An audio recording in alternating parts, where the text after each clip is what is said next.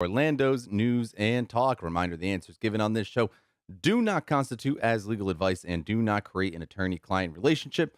For legal advice, you can call the office at 1-800-DEWITT-LAW. That is 1-800-DeWitt Law or 1-800-339-4885. My name is Chris Crawford. With me today, as he is each Sunday, is Moe DeWitt. He's an attorney with the DeWitt Law Firm and has been practicing law in Central Florida for over 10 years. Mo, what's going on? How you doing? Doing well. How are you doing, Chris? I'm doing good.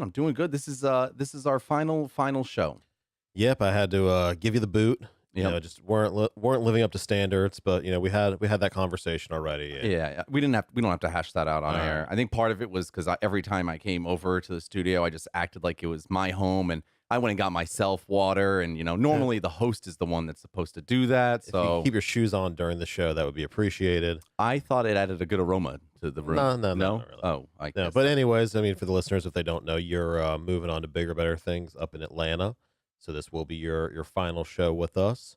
And, you know, we'll somehow survive, hopefully.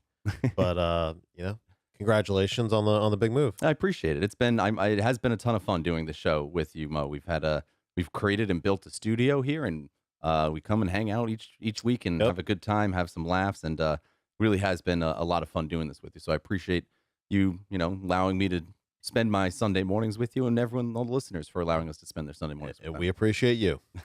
Let's go ahead and dive in for today. We do have a lot of stuff to get to. Of course, I think the big thing that is in the news this week that everyone is talking about is the special session and insurance for homes, because that just has been talked about it multiple times now in the shows where, I mean, you mentioned, Mo, that you got dropped from your homeowner's insurance, and Citizens, we figured out what we saw last week, that it was at 5,000 new signups a week, but now it's at 5,500. Yeah, as of last time we checked, which I think was last show, was 5,500. Right. Could be 6,000 this week. We don't know.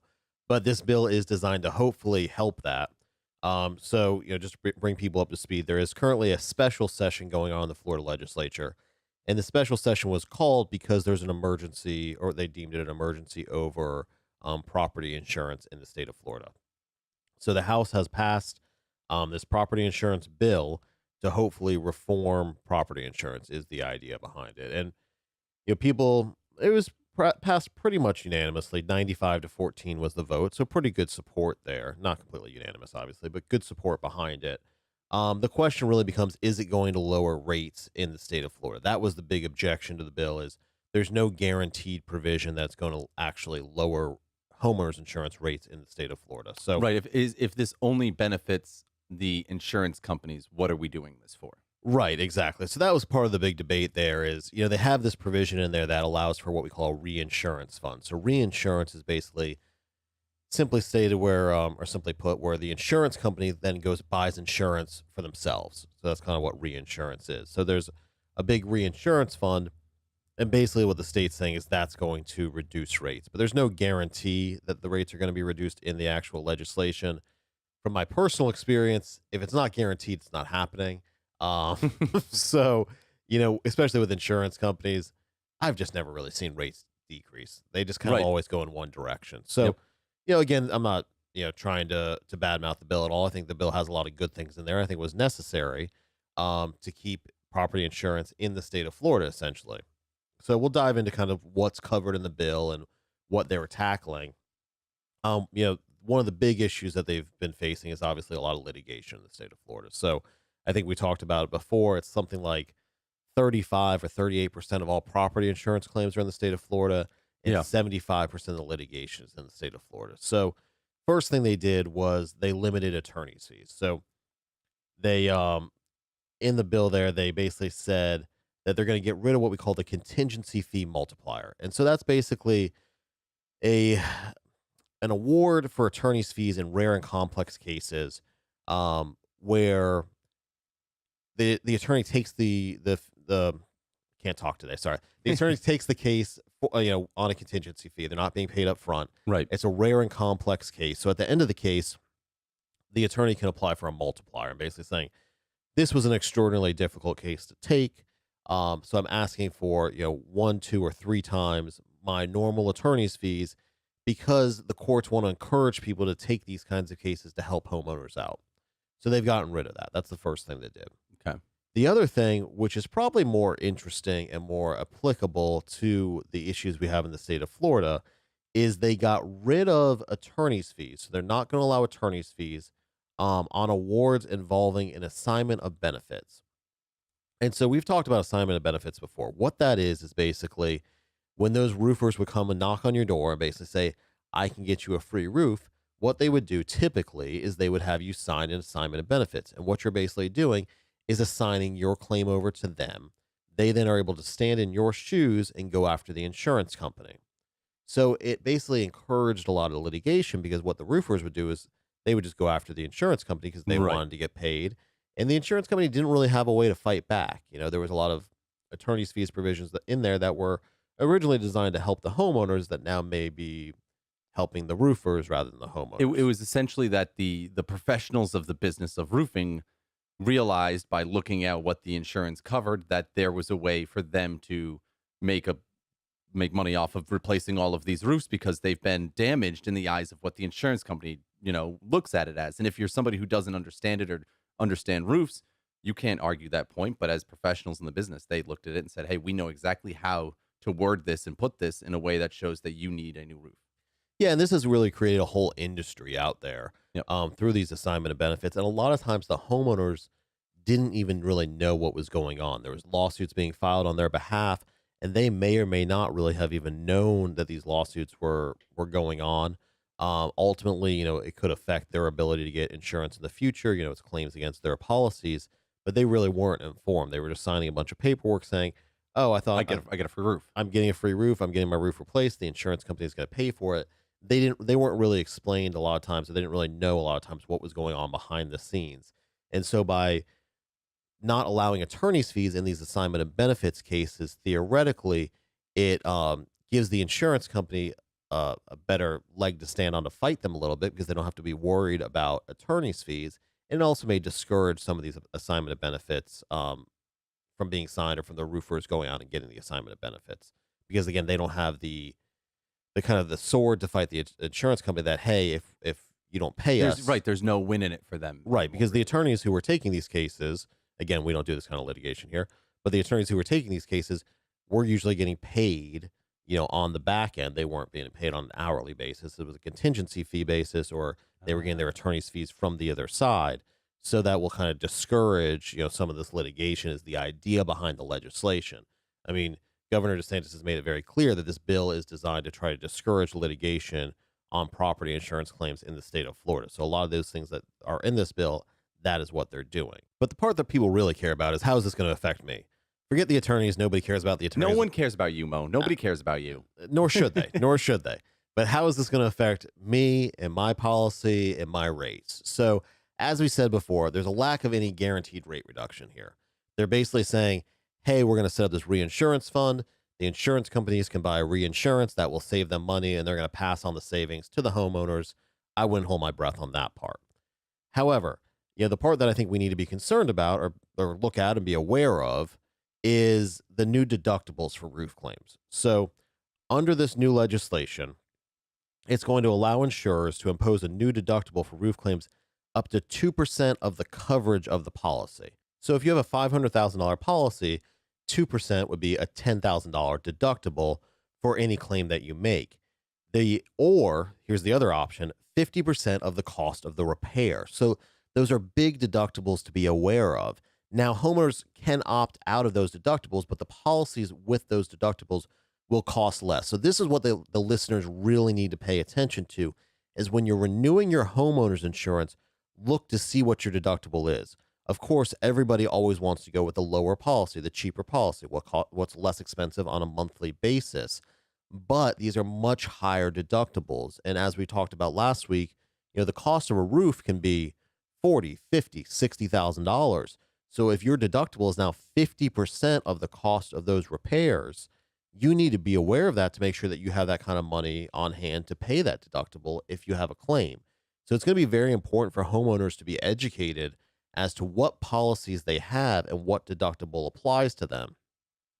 The nice thing about the legislation is, of course, it does allow you to opt out of that deductible, take a lower deductible, but again, that's going to cost you more money. So don't just buy the cheapest policy without knowing what the deductible is here, because unlike before, these deductibles can be huge now. I mean, I $50,000 roof, your deductible's $25,000 now, and you're not expecting that kind of deductible. You think the insurance is just going to cover it. You got to be prepared for that. Yeah, and it's one of those things how does that work now? Is it going to automatically change over on your current insurance policy? Are you going to have to work that out with your insurance policy? Do we know exactly what that means for, people in their current policy that they have right now? So it shouldn't change the current policy, because that's a contract between you and your insurance company. Typically, that can't be just automatically changed. It infringes on your right to contract.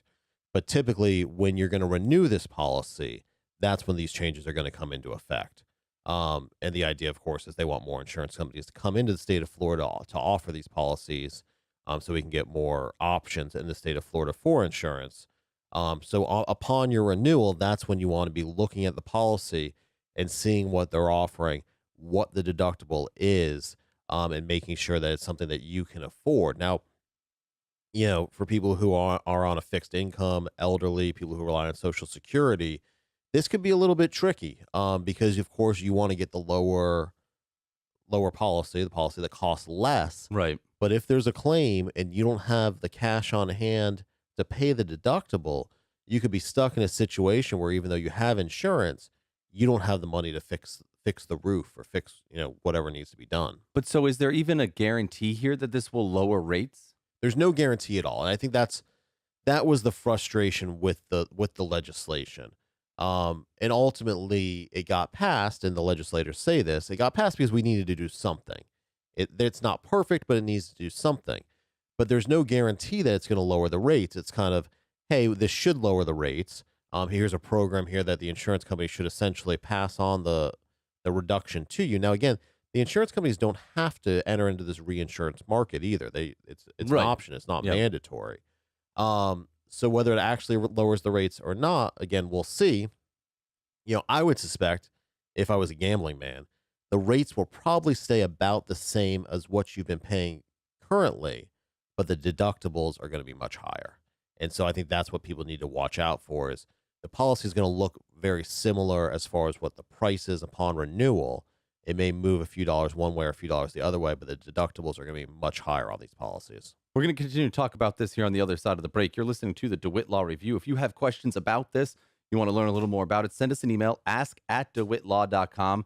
That is ask@dewittlaw.com. Of course, you can also check out the DeWitt Law Firm on Facebook, on Twitter, on Instagram, TikTok, wherever you may find them, the DeWitt Law Firm. Mo does a lot of great stuff on those sites. You got to go and check them out. Mo has a lot of fun with it, so you'll definitely enjoy that. And of course, you can always go to dewittlaw.com, where you can submit a case evaluation. You can check out some of the past archive shows, the media blog as well, the legal blog as well, excuse me. We have plenty more of the show coming up. You're listening to the DeWitt Law Review on WDBO 107.3 FM and AM 580. So I got a call from a guy last night who was in a pretty bad car accident. He was behind a work truck, essentially. Some items fell off the work truck, went through his windshield, smashed up his windshield, and hurt his hand really bad.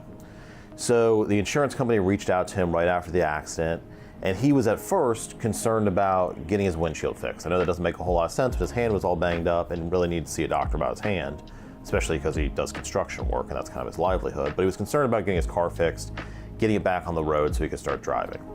So the insurance company sent him some paperwork, and he signed it. And the problem is that paperwork was a release. So basically, he released the at-fault party from any and all liability for a little over $400, basically, which means he can never go after them again. So he called us to see if we can help them. Unfortunately, in this case, we can't help him. He released the other side completely, and frankly, there's nothing we can do. And that's why it's always so important that you speak to an attorney before you ever sign any paperwork with the insurance company. Worst case scenario is the attorney's gonna say, yep, you're good to sign it, good to go. Worst case, or best case scenario, it'll save you from something like this. So before you ever sign a release, before you ever sign any paperwork with the insurance company, reach out to an injury attorney. Most injury attorneys won't charge you a dime to talk to you and take a look at that and try to help you with it. Unfortunately for this individual, it's a little too late, but hopefully somebody else out there can learn from his story and hopefully avoid making the same mistake he did.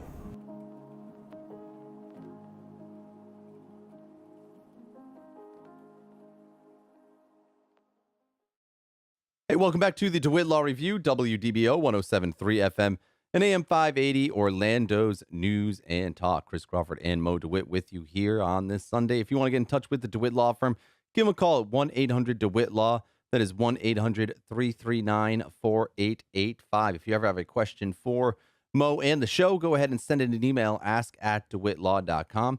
That is ask@DeWittLaw.com. Moe, we're talking about this special session over Florida housing and home insurance, and the deductibles now are kind of going to shift a little bit based on what you want. Basically, it's going to cost a little bit more for a much lower deductible, or it could. I mean, it could. That's where you want to be speculating. You want to be reading the policy and knowing what kind of insurance you are buying when you renew your policy next year, because it's going to look very different on the deductible front than what it is currently. So that's where you really need to be paying attention to what you're buying. I know if you're like me, you probably just call your insurance agent and say, hey, send me whatever you think is the best, and you sign off on it. You need to be paying attention. You need to be asking answers, because things are going to look very different when we go to renew our policies next year. Or the policy itself might look the same, but what you're being covered for might be slightly let me be more specific. The terms are going to look very different.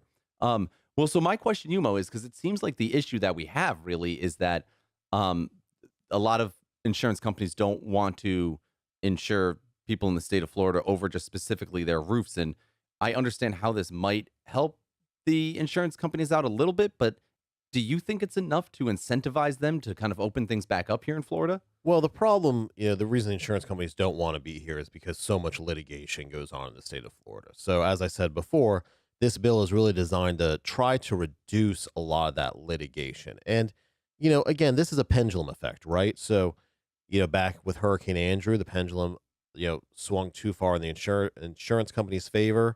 Insurance companies were doing a lot of bad things. They weren't paying claims they were supposed to pay. They were delaying. They were dragging their feet. Frankly, they were doing all the things insurance companies do. And so the legislature at that time passed a bill that was in the consumer's favor to protect the consumer. And, arguably, there's been too much litigation on that. Maybe people have found some loopholes. We've talked about the whole free roof thing before. And so now, when 75% of the litigation over property insurance claims for the nation is in the state of Florida, that's an obvious reason as to why insurance companies don't want to be here. Property insurance companies don't want to insure in the state of Florida. Now, we still have all the other issues that we have being Floridians, which is hurricanes and everything else that they already don't want to insure. Right. I mean, this doesn't seem like it will. Maybe this will curb with, now that you don't have the mentioned the first segment, I'm forgetting what it was, the contingency signing, right? The reducing the contingency fee multiplier and the assignment of benefits. That's the big one. The hope of doing that is that it will start maybe to limit the amount of claims and things that are done, because it's kind of was the third party was doing there.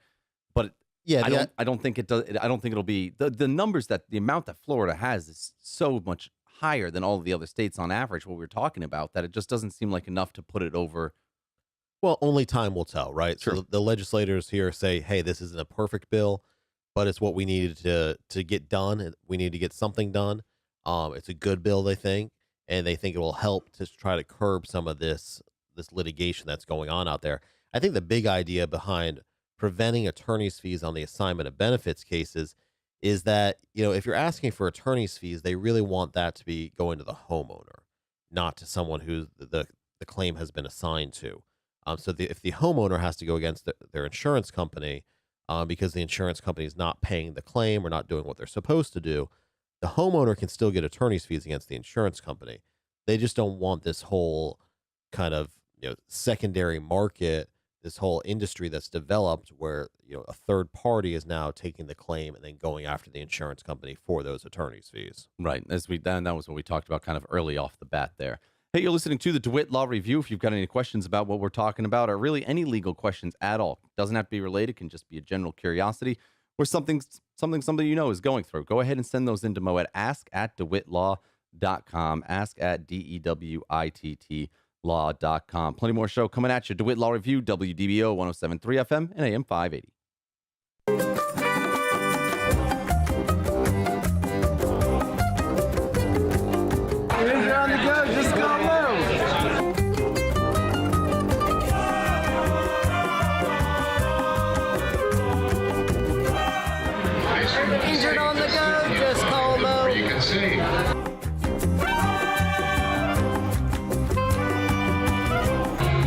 go Moe. If you're gonna go, just go Moe. This guy knows where it's at.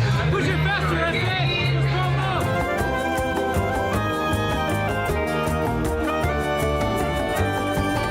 You're listening to the DeWitt Law Review on WDBO 107.3 FM and AM 580, Orlando's news and talk. If you want to get in touch with the DeWitt Law Firm, schedule an appointment with Moe or one of the attorneys here, you can at 1-800-DeWitt-Law or 1-800-339-4885. That is 1-800-DeWitt-Law. And, of course, you also got to follow them out on all the social media, DeWitt Law Firm, Facebook, Twitter, Instagram, TikTok, wherever you've got social media. The DeWitt Law Firm is there. Go ahead and check him out. Mo's got a lot of posting. Does a lot of cool events, too. You learn about a lot of the cool little events that the DeWitt Law Firm hosts throughout the year.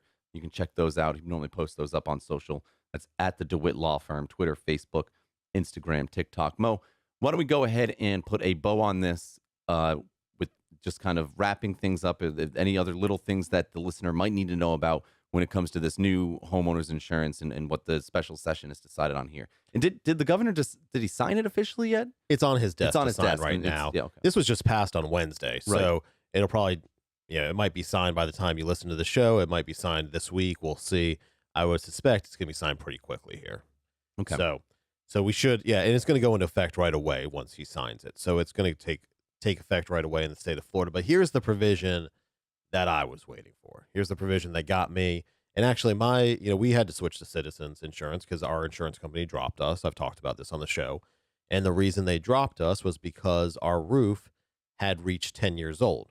Now, I had a property inspector come back out because we had to get new insurance, and he did an inspection of the house, and he said, the type of roof that I have, he goes, yeah, this has at least probably 15, 20 years left on it, on the life of it.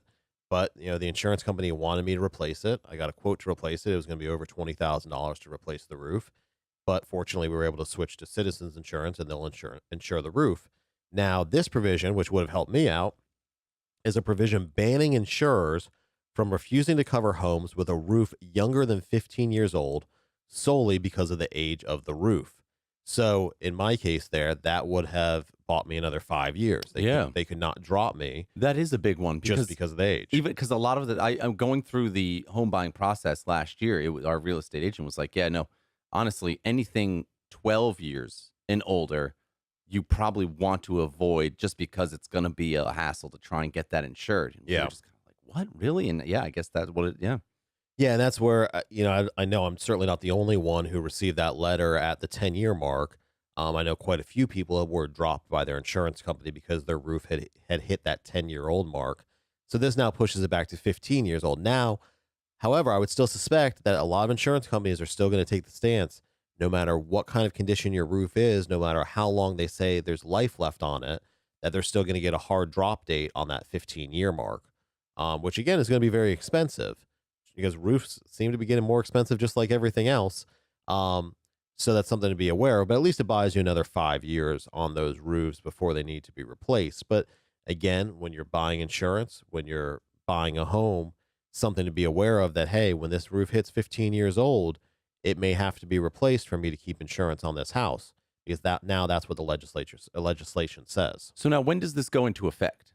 It should go into effect as soon as the governor signs it. But remember, it's not going to impact your current policy that you have with your insurance company. But when you go to renew that policy, that's when you'll see the change. Well, the reason I ask is because I imagine that there are people probably going through the home buying process right now, maybe closing things up and finishing things up.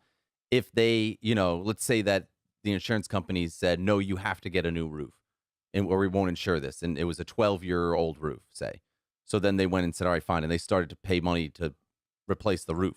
Can they now go to the insurance company after this is signed and say, hey, we need a little of this money back? Is there anything there? Or is that kind of just a sticky situation altogether? So it's going to depend on the timing of it, right? So, typically if you buy a house and the roof needs to be replaced, the insurance company will give you a reasonable period of time to replace the roof. They'll issue coverage, but they'll say, hey, you have 60 days to replace the roof. So in that 60-day time period, if this legislation is passed, which it will be, if the governor signs off on it, rather, it's already been passed. Then you could go back to the insurance company and say, hey, my roof's only 10 years old. This says you can't drop me because until it reaches 15 years old. And then they may say, well, there's some other issue or this or that. and you'd have to go back and forth with them. But certainly something to discuss with them. And depending on what they have previously issued or previously said, it could prevent them from dropping you or terminating your insurance. Now, for me, my actual drop date from my prior insurance company was today, and my Citizens policy went in today. So it's too late for me by a few days, but it doesn't really make a difference. We got equivalent coverage to what we had before at about the same price, and we just didn't have to replace the roof. So not a big deal.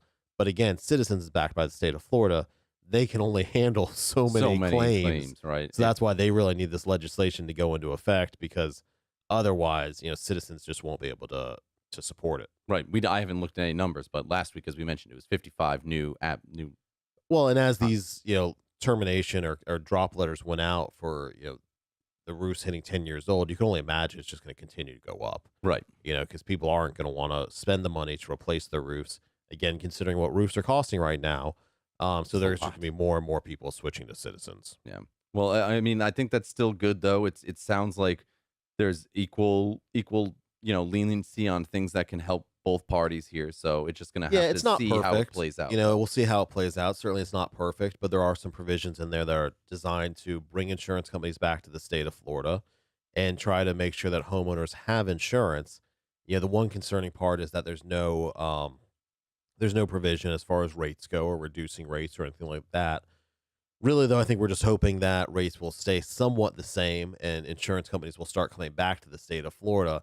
But those deductibles are scary. Those are high deductibles to have to pay on these claims. Well, I would also say from an insurance company's perspective as well that, the not being able to not provide insurance because of the age of the roof, right? Like, I imagine that there's a lot of the outside companies not going, now, wait a second, that seems like a last minute thing that we don't want to kind of mess around with, because as we talked about, like some 10-year-old roof, dropped you.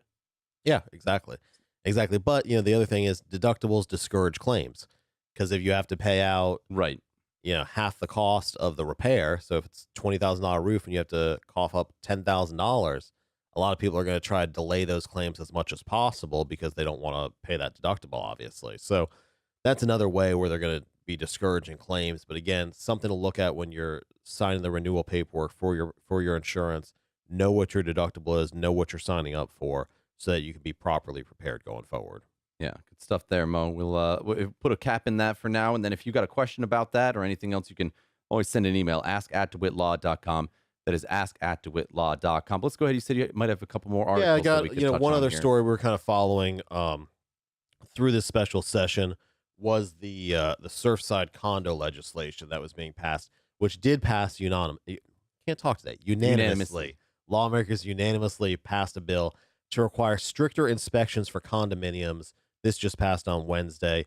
The language is mostly a product of what was discussed in the regular session, which kind of died at the very end of the session, just didn't get passed. They brought it back during this special session. And so basically what it's going to do is condo buildings that are at least 3 stories tall within 3 miles of the coast would have to be inspected when the buildings reach 25 years of age. So, 3 stories tall within 3 miles of the coast at 25 years, that's going to trigger the first inspection under this legislation. They're going to have to go in and inspect the structural integrity of that condominium complex.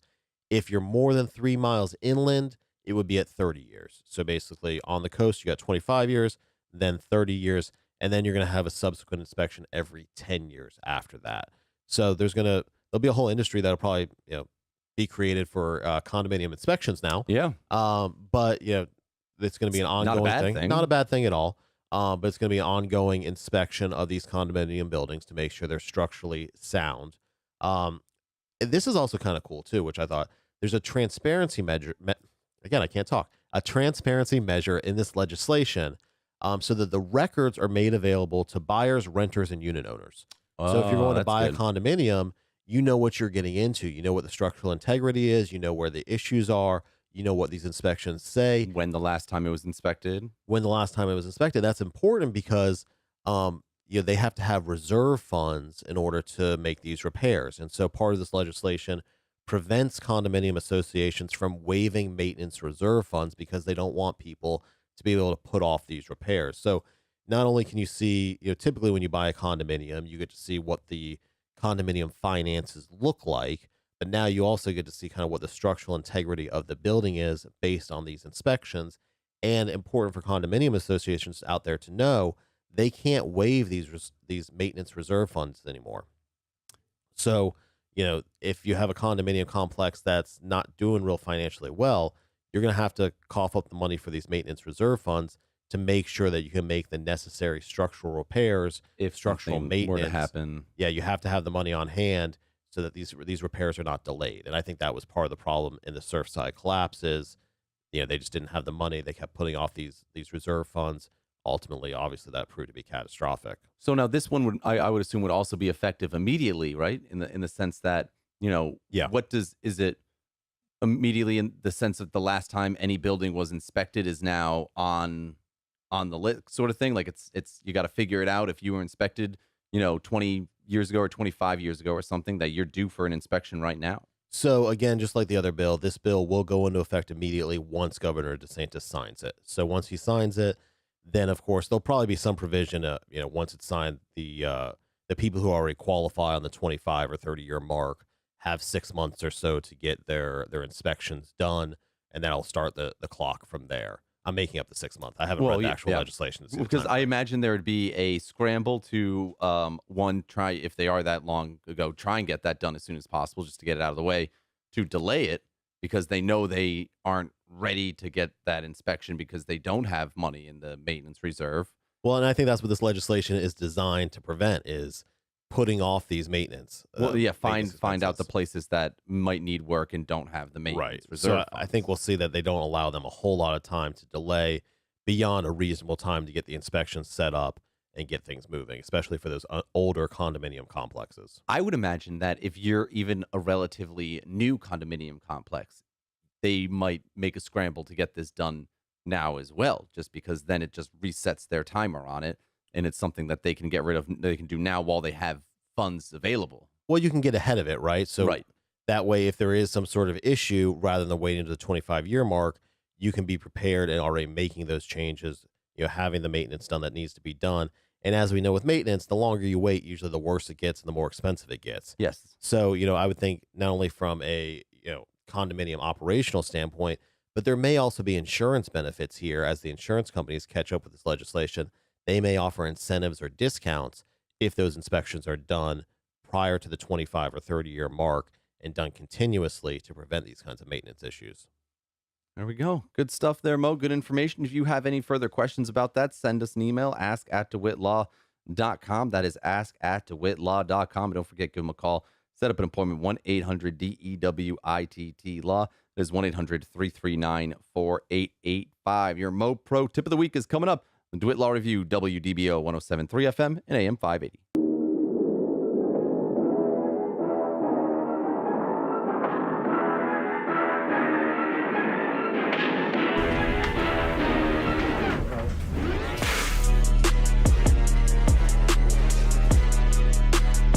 Congratulations on 305.